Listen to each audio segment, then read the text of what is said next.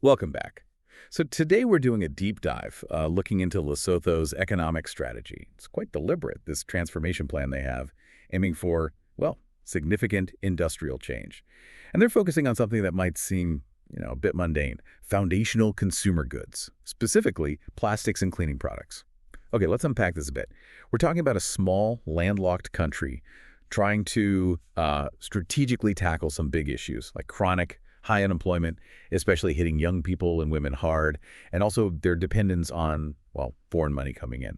Their plan involves building a whole local value chain for stuff everyone uses day to day. Right. And it really makes you wonder, doesn't it? Can something like, basic consumer goods, can that actually kickstart industrialization for a whole country?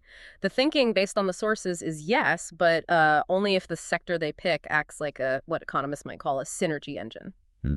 So the mission for you, the listener, is really to grasp how this kind of specific, almost micro-level planning can hopefully create some real large-scale economic momentum. Okay, so let's dig into that theoretical blueprint first.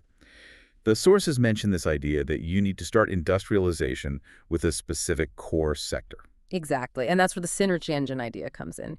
You choose a sector that inherently needs inputs from and skills in multiple other areas. Okay. So cleaning products.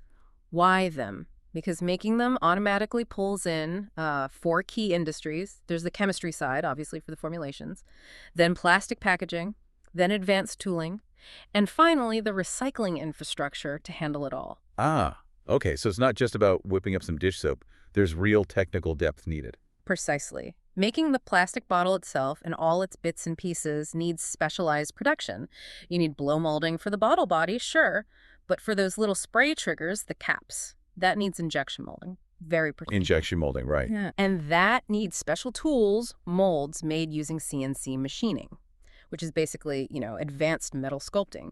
So suddenly, your little cleaning products factory is creating demand for skills in chemistry, plastics tech, and precision machining, plus the engineers. That makes sense.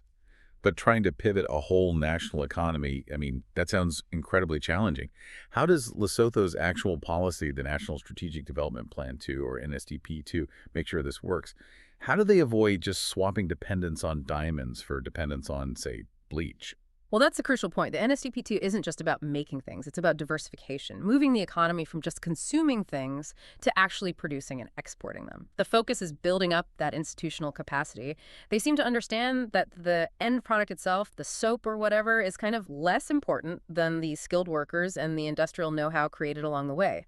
The first goal is just getting local production to replace imports. And we've actually got some data suggesting that initial step, displacing imports, it's happening. Between 2013 and 2023, Lesotho's import-export coverage ratio for plastics that shot up from barely anything, 0.40% up to 11.03%. Wow, that's quite a leap. Yeah, and for cleaning products, it went from 0.83% up to 7.03%. That rising ratio, that's really the clearest indicator it's starting to work. For you listening, that 11% for plastics means Lesotho is now funding 11% of its plastic imports with its own plastic exports. 10 years ago, it was less than 0.5%. It shows domestic factories are genuinely starting to replace foreign ones for the local market. Okay, those numbers are pretty compelling evidence. But what does it actually look like on the ground, this strategy in action? Well, it looks like the Lesotho Manufacturing School project, which is focused entirely on, you guessed it, plastics and cleaning. This school is the engine room of the strategy, really. It's designed to train up a skilled workforce. We're talking workers, entrepreneurs, even trainers themselves, all through very hands-on learning. The curriculum covers formulating the 11 different cleaning products and also the technical side of plastics, like injection molding and running the recycling systems. And the way they're funding it's quite interesting too, isn't it? It is. It's innovative, maybe a bit risky too. The idea is for the school to pay for itself. The money they make from selling the products manufactured during training the bleach, the dish soap, that revenue is supposed to cover the school's running costs and help it expand. Turning the training center into a production unit. Exactly. And the potential market makes that risk seem, well, possibly worth taking. Across all the FCFTA countries, the total imports for cleaning stuff and plastics was, get this, over $30 billion in 2023. $30 billion, that's huge. It is. And even if you just look regionally at the SADC countries, it's still an $8.2 billion market for these exact goods.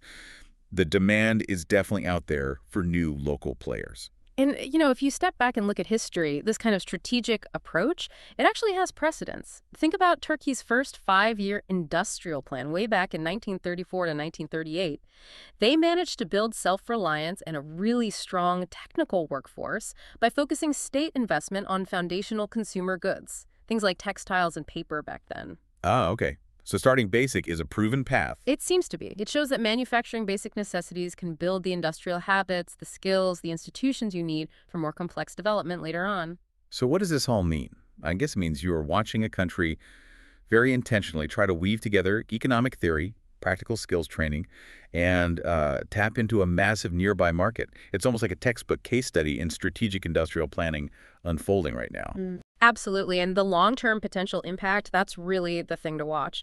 When you invest in this kind of foundational manufacturing, you're creating more than just, bottles of bleach. You're building specialized labor pools and critical institutional knowledge. Historically, projects like this often acted as sort of schools for the next wave of engineers, managers, manufacturers. So this initial push, it's really laying the groundwork. You could call it the mental infrastructure, maybe for all the bigger, more complex industrial steps Lesotho wants to take in the future, whether that's machinery or even pharmaceuticals.